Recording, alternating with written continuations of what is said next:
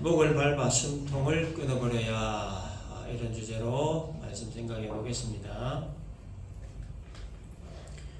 기브온 족속이 이스라엘과 화치를 맺었다는 소식을 들은 예루살렘 왕 아도니세덱이 연합군을 조직해서 배신자 이 기브온을 치르고 했을 때, 여호사는 이 기브온을 돕기 위해 또 가나안 점령을 위해 연합군들을 차례로 격파시켰습니다.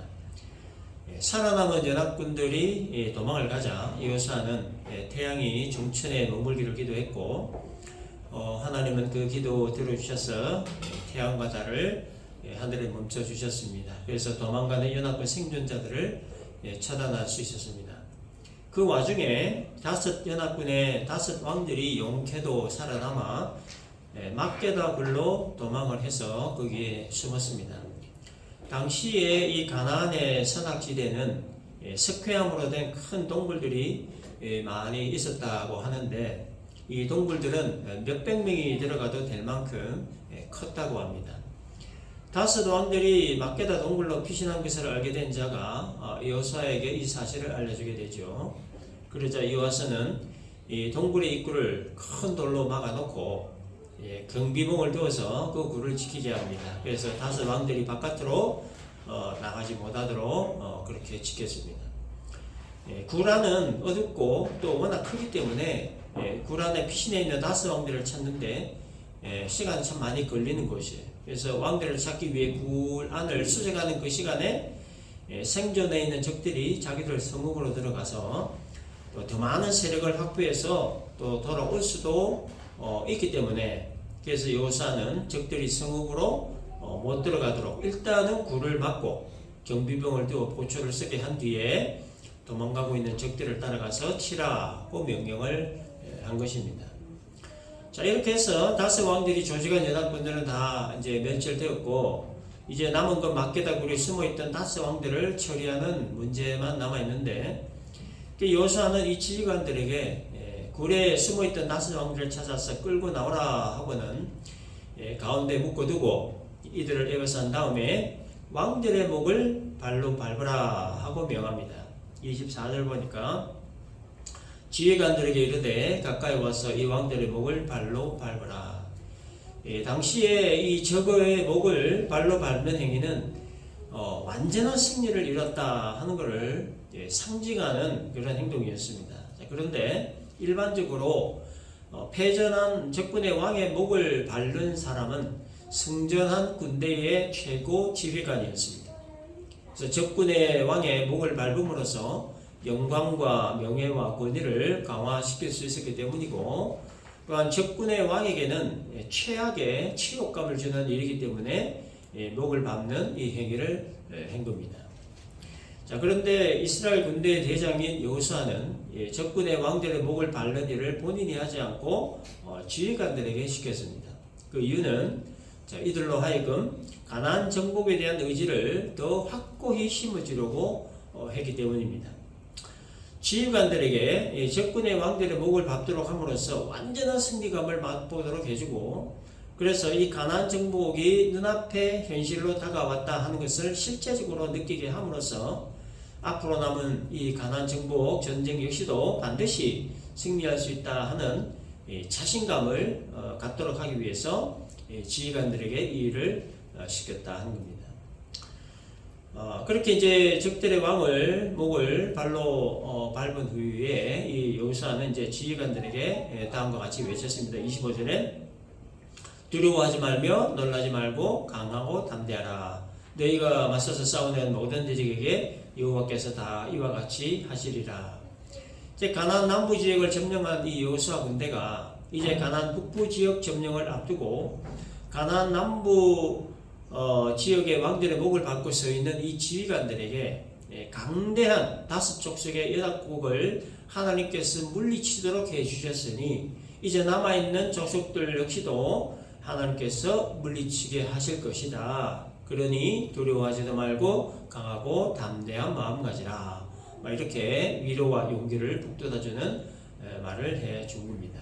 그리고 난 다음에 여호수아는 이 다섯 왕들을 다 쳐 죽이고, 이제 시체들은 나무에 이제 달고 또 저녁까지 나무에 달린 채로 두었다가 해질 때에 시체들을 나무에서 내려 이들이 숨었던 막게다 굴에 던져 넣어 굴 입구를 큰 돌로 막아 보냈습니다. 자, 이렇게 해서 여호수아는 예루살렘 왕 5 연합군을 완전히 패망시켰고, 또한 5 왕들이 속했던 성읍들을 차례로 진멸함으로써 이제 가나안 남부 지역을 점령을 하게 됩니다. 자, 이것이 오늘 본문의 내용인데 우리가 생각해 봐야 할 것 한 몇 가지가 있습니다. 첫째는 하나님의 백성들에게는 최종 승리가, 최후 승리가 보장되어 있다 하는 겁니다. 여호수아가 가나안 정복을 위해 치르고 있는 이 전쟁은 무엇과 같으냐? 우리들 이 삶의 목표를 향해 나아가는 과정에 그 목표를 달성하지 못하도록 방해하고 또 우리의 발목을 붙잡는 모든 요소들과의 전쟁을 의미하는 겁니다. 여러분, 삶 자체가 전쟁입니다. 그렇죠. 학생들은 지금 학생은 없지만 학생들은 이 공부와의 전쟁입니다. 대학 졸업을 앞두고 있는 자들은 이 취업과의 전쟁이죠. 또 직장인들은 업무와의 전쟁입니다. 또 직장 내 인간관계의 전쟁이죠. 또 사업하시는 분들은 또 많은 관계자분들과의 이런 전쟁을 치릅니다. 또 우리는 평생 이 돈과의 전쟁합니다. 특별히 우리가 이 나라, 이 백인 사회에서 알게 모르게 겪는 이 차별도 있죠. 이런 전쟁들, 하여튼 이 치열한 전쟁에서 우리가 살고 있습니다. 또 영적으로 들여다보면 우리는 우리를 넘어뜨리려고 또 이렇게 믿음에서 떠나게 하라는 이 악한 마귀와의 전쟁을 치르고 있습니다. 이 마귀는 한때 자기 편이었던 자들이 회개를 해서 예수께로 돌아간 자들을 절대로 가만 내버려 두지를 않습니다. 자기 편으로 다시 끌고 가기 위해 아주 발악을 하죠. 그래서 수단 방법 가리지 않고 유혹을 하거나 공격을 해옵니다. 한 번도 그동안 일어나지 않던 일이 갑작스럽게 일어나게 한다든지, 혹은 인간관계에 심각한 어려움을 겪게 한다든지, 어떤 모함이나 억울함을 당하게 한다든지, 또 물질적인 어려움을 겪게 한다든지, 가족 중에 누군가를 아프게 한다든지, 혹은 사고가 나게 한다든지, 혹은 예수 믿는 것에 대해 회의를 느끼게 한다든지, 두려워하게 한다든지, 낙심하게 한다든지, 아무튼 할 수 있는 모든 수단과 방법 총동원을 해서 마음을 낙심시키고 또 시험 들게 합니다. 그래서 결국은 예수 믿지 못하도록, 예수 떠나도록, 중도에 포기하도록 다양한 방법으로 유혹을 하고 공격해 온다는 거예요. 그래서 우리는 매일매일 순간순간 이 마귀와의 치열한 전쟁을 치르고 있다는 거예요. 또 여러분, 우리는 어떤 전쟁을 치릅니까? 자기 자신과 전쟁을 또 치르고 있습니다. 여러분, 적 중에 가장 큰 적이 누군지 아세요? 바로 자기 자신입니다. 자기 자신과의 전쟁을 한다는 게 여러분, 이게 얼마나 힘들고 어려운 일인지 몰라요. 그 이유는 내가 내 자신을 잘 모르기 때문이에요. 그래서 내 자신에게 항상 속아요. 속임을 당합니다. 내가 나를 잘 안다라고 생각하는 것, 그 생각이 가장 큰 착각이고 오해죠. 그래서 그런 생각이 바로 자기 자신에게 속임을 당하게 되는 생각이라는 거예요. 그래서 나는 이것을 말 수 있으리라 마음먹어 보지만 또 마음먹은 대로 되지 않는 자신을 또 발견하게 되죠. 그래서 바울도 로마서 7장에서 그런 고백했습니다. 그러므로 내가 한 법을 깨달았노니 곧 선을 행하기 원하는 나에게 악이 함께 있는 것이로다. 내 속사람으로는 하나님의 법을 즐거워하되 내 지체 속에서 한 다른 법이 내 마음에 복과 싸워 내 지체 속에 있는 죄의 법으로 나를 사로잡아 오는 것을 보는도다. 바울 자신은 항상 선을 행하기를 원하는데, 그런데 악을 행하려고 하는 자신의 본성을 본다는 거예요. 그래서 우리도 마찬가지입니다. 내 마음과는 다른 행동을 하는 자신의 모습, 이게 아닌데 하는 자신의 모습을 본다는 거예요. 그래서 생각과는 전혀 다른 행동을 하는 자기의 모습을 보고 때때로 우리는 내 자신에게 실망을 하게 되는 겁니다. 또 어떤 전쟁을 치릅니까? 세상에 여러 가지 불합리와의 전쟁을 합니다. 부조리와의 전쟁을 치르고 있어요. 여러분 지금 우리가 살고 있는 이 시대는 그야말로 거짓이 판을 치고 있는 시대죠.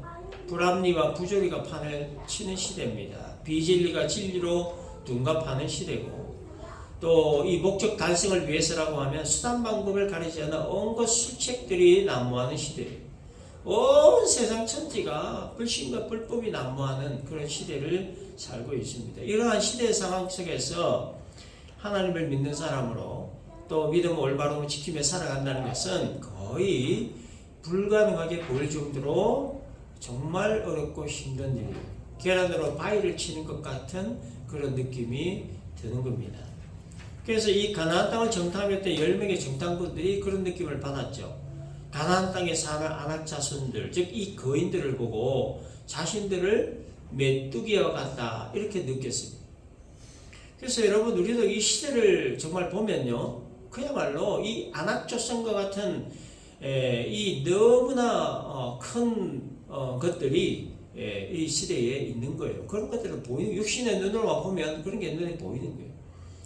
그래서 이 아낙 자손과 같은 거대한 이 시대상만 바라보면 우리가 가진 이 믿음이라고 하는 것이 참 너무나 초라하게 느껴지고 참 소망이 없어 보이기도 합니다.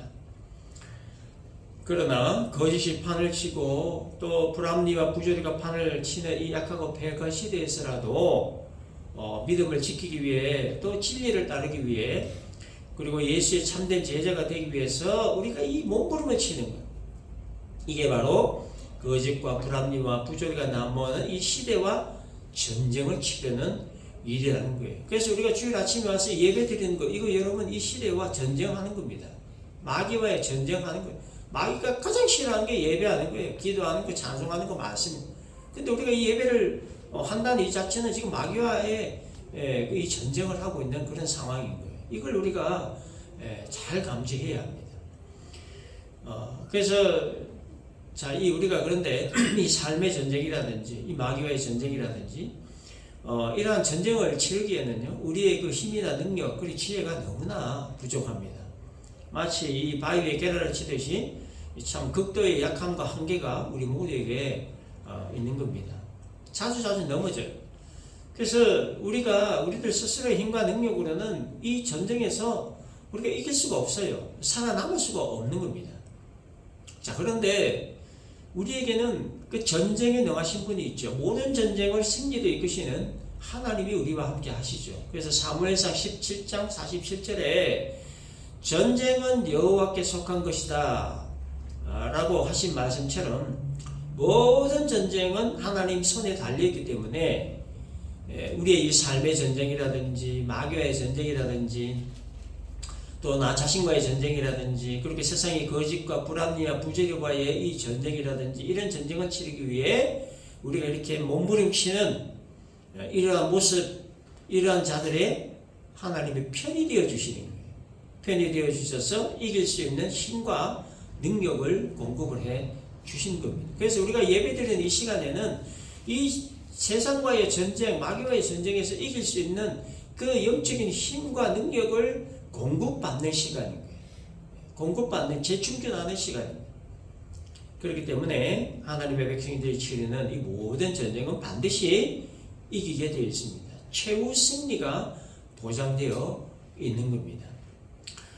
자, 우리가 두 번째로 생각해 볼 것은 하나님의 함께 하심을 보면 하나님의 함께 하심을 보면 혀를 놀려 대적할 사람이 없게 된다 하는 겁니다. 21절 보면 모든 백성이 평안히 막게다 진영으로 돌아와 여호수아에게 이르렀더니 혀를 놀려 이스라엘 자손을 대적하는 자가 없었더라고 기록하고 있죠. 여호수아 군대를 치기 위해 가나안 5 족속들이 연합을 했을 때 수적으로 보나 병기로 보나 전술 전략적으로 보나 가나안 연합군들이 훨씬 우월했습니다. 이스라엘은 이 40년 동안 광야 생활을 하느라 변변한 무기도 없었고 변변한 군사 훈련을 받은 적도 없었고 변변한 전술 전략도 없었습니다. 그냥 보면 상대가 안 되는 그런 전쟁입니다. 가나안 5 족속들이 물론 이 여리고성과 아이성이 여호수아 군대에 의해 진멸당한 사실로 인해 두려움도 물론 있었지만 그러나 잘 훈련된 용맹한 군인들과 또 좋은 무기들과 또 아주 좋은 전술 전략으로 무장된 이 연합군을 조직을 했기 때문에 충분히 여호수아 군대를 물리칠 수 있을 것으로 그렇게 판단을 한 거죠. 그런데 결과는 가나안 연합군들이 너무나 비참하게 패했습니다. 그리고 다섯 왕들도 비굴하게 도망을 쳐서 굴에 숨었습니다. 도망을 가던 군인들도 여호수아 군대 칼날에 거의 다 죽임을 당하고 겨우 몇 명만 목숨 부지하고 자기들 성읍으로 도망을 갔습니다. 그리고 성경은 21절에서 혀를 놀려 이스라엘 자손을 대적하는 자가 없었더라 이렇게 기록합니다. 자, 이 말은 여호와라고 하는 이스라엘 하나님을 두려워했다 그런 뜻이에요. 그래서 이스라엘 하나님 그리고 그 하나님 백성 이스라엘을 향해 아무도 혀를 놀려 함부로 말을 하지 않았다 그런 내용. 만만하게 보지 않았다는 거죠. 비웃지 않았다는 겁니다. 두려워할 대상으로 봤다는 거죠. 여리고 성과 아이 성을 무너뜨리게 하신 이스라엘 하나님, 해와 달을 중천에 머물게 하셨던 이스라엘의 하나님, 그 하나님이 이스라엘 백성들과 함께 하시고 그들을 지키시고 확실하게 보호하신다는 것을 두 눈으로 똑똑히 보았기 때문입니다. 여러분, 오늘날 많은 사람들이 하나님의 살아계심을 알지 못하고 하나님을 우습게 여기고 조롱하는 이유가 뭐겠습니까? 그리고 하나님 믿는 사람들을 향해서 함부로 이렇게 혀를 놀리는 이유가 뭐겠습니까? 하나님을 믿는다는 일부 사람들이 하나님과 분리되어 있음을 보기 때문이에요. 여러분, 혀를 놀린다고 하는 이 말은 말을 함부로 한다는 의미죠. 말을 함부로 하는 이유는 상대를 우습게 보기 때문입니다. 상대를 우습게 보고 만만하게 보면 말을 함부로 하는 거예요. 하나님을 믿는 일부 사람들이 하나님과 분리된 삶을 사는 것을 보기 때문에 당사자는 물론이고 하나님 믿는 사람 전체를 우습게 보는 거예요. 그래서 말을 함부로 하는 거예요. 그러나 하나님과 함께하는 삶을 사는 사람들을 향해서는 함부로 혀를 놀리지 못합니다. 하나님을 믿는 사람으로서의 위엄을 보기 때문이죠. 하나님의 함께하심으로부터 흘러나오는 위엄을 보기 때문에 사람을 우습게 여기지 않습니다. 그래서 함부로 혀를 놀리지 않습니다. 그래서 중요한 건 뭐냐? 하나님을 믿는 사람들은 하나님과 분리된 삶을 살아서는 안 된다 하는 거예요. 하나님과 분리된 삶이라고 하는 것은 결국 뭐냐? 하나님과 관계없는 삶을 말하는 거예요. 하나님 성품과 관계없는 것, 하나님의 말씀과 상관없는 삶을 말하는 거예요. 이게 하나님과 분리된 삶을 말하는 거예요. 쉽게 말하면 이겁니다. 하나님은 하나님, 나는 나, 이런 걸 말하는 거예요. 하나님을 믿으면서 하나님의 성품 안 담고 하나님 말씀과 무관한 삶을 살고, 그러니 사람들이 우습게 여기고 만만하게 여기고 혀를 함부로 놀리는 겁니다. 그렇기 때문에 하나님 믿는 사람들은 하나님을 믿는 것에 대한 책임감을 가지고 살아야 돼요. 책임 있는 삶을 살아야 됩니다. 사람들에게 적어도 우습게 여김을 받는 존재, 가짜게 여기는 존재, 그래서 혀를 함부로 놀림받는 존재는 되지 않는 것에 대한 책임을 가지고 살아야 되는 겁니다. 하나님을 믿으면서 그리고 그 믿는 연수가 늘어가면서 하나님의 성품 조금씩 닮아가고 말씀이 내 마음 중심 되게 하고 내 삶의 중심이 말씀으로 세워지고 그렇게 하나님과 늘 관계 맺으며 사는 삶, 하나님과 늘 함께하는 삶을 살아야 되는 겁니다. 그래야 비로소 사람들이 혀를 함부로 놀리지 않게 되는 겁니다. 자, 세 번째 생각해 볼 것은 진리를 내재가는 악한 세력들의 목을 밟아 숨통을 끊어버려야 된다 하는 겁니다. 여러분, 진리를 대적하는 세력들이 누굽니까? 악한 마귀들이죠. 막대다굴에 숨었던 이 다섯 왕들을 끄집어내 그들의 목을 발로 밟았다라고 하는 것은 완전한 승리를 이루었다는 것을 상징적인 행동이다 하는 거죠. 여기에 여러분 다섯 왕들은 이스라엘을 대적하는 자들이었습니다. 나아가 이스라엘의 하나님 여호와 하나님을 대적하는 자들이었습니다. 그래서 이 다섯 왕들이 상징하는 영적 의미가 뭐냐? 오늘날 하나님을 대적하고 하나님의 백성들을 대적하고 진리를 대적하는 세력을 말하는 거예요. 누굽니까? 악한 영들, 악한 마귀를 의미하는 거예요. 그 악한 영들의 목을 밟아 숨통을 완전히 끊어버려야 한다니, 절대로 살려둬서는 안 된다는 겁니다. 우리를 무너뜨리기 위해 호시탐탐 기회를 엿보고, 또 베드로 사도가 표현을 한 대로 마귀가 우는 사자가 지금 두루다니며 삭힐 자를 찾고 있는 이 시대에 마귀의 밥이 되지 않기 위해 우리는 항상 영적으로 무장이 되어야 있어야 된다 하는 거예요. 그래서 이 마귀의 어떤 유혹이나 공격에도 우리가 능히 방어할 수 있어야 되고, 나아가 악한 마귀의 목을 발로 밟아 숨통을 끊어 버려야 하는 겁니다. 여러분, 이 마귀의 유혹이라고 하는 것은, 공격이라고 하는 것은 여러분 얼마나 지배한지 모릅니다. 얼마나 지배한지 몰라요. 절대로 포기하지 않습니다. 내 생명 다하는 그 순간까지, 내 생명 다하는 그 순간까지, 죽는 바로 그 순간에도 내 예수 부인해, 이 마지막 순간에도 유혹을 한다니까요. 마귀는 한때 자기 편이었던 사람이 예수 믿고 마음 돌이키면 절대로 가만두지 않습니다. 예수 잘 믿으라고 순순히 내주지 않습니다. 끈질기게 아주 집요하게 괴롭히고 또 괴롭혀요.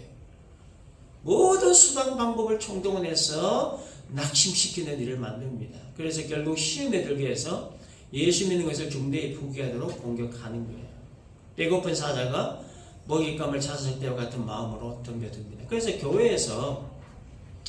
교회를 떠나고 예수를 떠나 교회를 가장 큰 이유, 가장 많은 이유가 뭐냐면은 낙심 때문에 그래요. 낙심. 자, 그럴 때 어떻게 해야 하는가에 대해 베드로전서 5장 8절에서 이렇게 말씀합니다. 근신하라, 깨어라. 너희 대중 마귀가 우는 사자같이 두루다니며 삼킬 자를 찾는다. 첫째는 근신하라, 깨어라 라고 합니다. 근신하라, 깨어라 라는 말은 영어 성경에 보니까 be self-controlled and alert 이래 되어 있어요. self-control은 뭡니까? 자기 스스로를 통제하는 거죠. 자제심을 말하는 겁니다. 자제심은 자신의 마음을 다스리는 것을 말합니다. 자기의 마음을 다스리는 것만큼 어렵고도 힘든 일이 또 있을까 할 정도로 참으로 어렵고도 힘든 일이 바로 자기 마음을 다스리는 일인데, 그래서 잠언 16장 32절에서 어떻게 얘기하냐, 자기의 마음을 다스리는 자는 성을 빼앗는 자보다 낫다 이렇게 기록합니다. 자기의 마음만 잘 다스릴 수 있다면 한 성읍의 성을 빼앗고 점령한 장군보다 더 위대한 사람이다 그런 뜻이에요. 그리고 깨어라 라고 하는 것은 alert, 경계하다, 주의하다 그런 뜻이죠.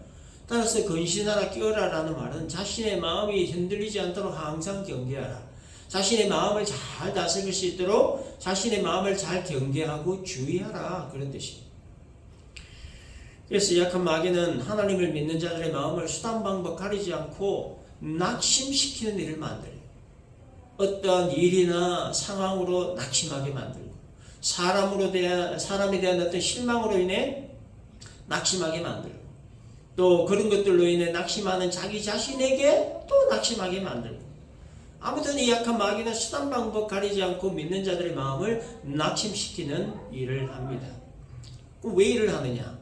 사람의 마음을 낙심시켜버리면 모든 것이 다 끝나기 때문에, 낙심이 그 마음 가운데 들어가면 어떤 가능성, 모든 소망들이 다 무너져 버리기 때문에, 그래서 악한 마귀는 우는 사자와 같이 두루다니면서 삼킬 자, 즉 낙심시킬 자를 찾고 있는 거예요. 그래서 우리가 이런 부분에 대해 항상 경계하고 주의를 기울여야 되는 겁니다. 내 마음의 어떤 일로 인해, 어떤 상황으로 인해, 어떤 사람으로 인해 낙심에 빠지지 않도록 내 마음을 항상 경계하고 주의를 기울여야 된다 하는 겁니다. 자, 두 번째, 믿음을 굳건하게 하여 마귀를 대적하라 라고 하죠. 베드로전서 5장 9절, 너희는 믿음을 굳건하게 하여 그를 대적하라. 자, 믿음을 굳게 하라라고 하는 이 말은 믿음 위에 굳게 서라 그런 얘기예요. 믿음 위에 굳게 선다는 것은 말씀에 굳게 선다는 의미죠. 믿음의 출처가 말씀이기 때문입니다. 따라서 믿음을 굳게 하라라고 하는 말은 믿음의 출처인 말씀에 굳게 서라 그런 뜻이에요. 마귀를 대적하여 물리칠 수 있게 하는 유일한 공격 무기가 하나님 말씀이다 그런 뜻이죠. 그래서 에베소서 6장에 보면 이 마귀와의 그 싸움을 할 때 믿음의 사람들이 그 입어야 하는 옷에 대한 설명이 나오죠. 그것을 하나님의 전신갑주라 그렇게 표현합니다. 진리로 허리띠를 띠고 의의 호신경을 붙이고 평안의 복음의 신을 신고 믿음의 방패를 가지고 구원의 투구를 쓰고 그 다음에 성령의 검 곧 하나님 말씀을 가지다 이렇게 얘기합니다. 그래서 마귀를 대적하여 공격할 수 있는 유일한 공격력 무기가 바로 성령의 검 곧 하나님 말씀이라는 거예요. 그래서 근신하고 깨어있는 것, 이것은 마귀의 공격을 방어할 수 있는 방어용 무기, 하나님 말씀으로 무장되는 것, 이것은 악한 마귀를 대적하여 물리칠 수 있는 공격용 무기다 하는 겁니다. 그래서 요사의 군대 지휘관들이 5바운들의 목을 밟아 숨통을 끊었듯이 이 공격용 무기, 즉 하나님 말씀은 악한 마귀의 목을 밟아 숨통을 끊을 수 있게 하는 유일한 공격 무기다 하는 겁니다. 그래서 이 방어용 무기와 공격용 무기는 이미 우리 모두의 손에 쥐어져 있습니다. 그래서 우리가 이 방어용 무기와 공격용 무기가 우리 손에 쥐어져 있다 하는 것을 우리가 항상 의식을 하고 우리를 넘어뜨리기 위해 수단 방법 가리지 않고 덤벼드는 이 악한 마귀의 유혹과 공격을 잘 방어하고 또 말씀으로 잘 공격을 해서 마귀의 목을 밟아 숨통을 끊어놓는 그런 그리스도 예수의 군사가 되어야 된다 하는 겁니다. 정리합시다. 하나님의 백성들에게는 최종 승리가 보장되어 있다는 하나님의 함께 하심을 보게 되면 혀를 놀려 대적할 사람이 없게 된다는 것. 진리를 대적하는 악한 세력들의 목을 밟아 숨통을 끊어버려야 된다는 것. 그러기 위해 항상 근신하며 깨어 마귀의 공격들을 방어해야 된다는 것. 오늘의 말씀 우리가 잘 기억을 하고 악한 마귀들을 하나님 말씀으로 잘 막아내고 나아가 마귀의 목을 밟아 숨통을 끊어버리는 그리스도 예수의 참된 군사들 우리 모두가 되시기를 주님의 이름으로 축원합니다. 기도합니다.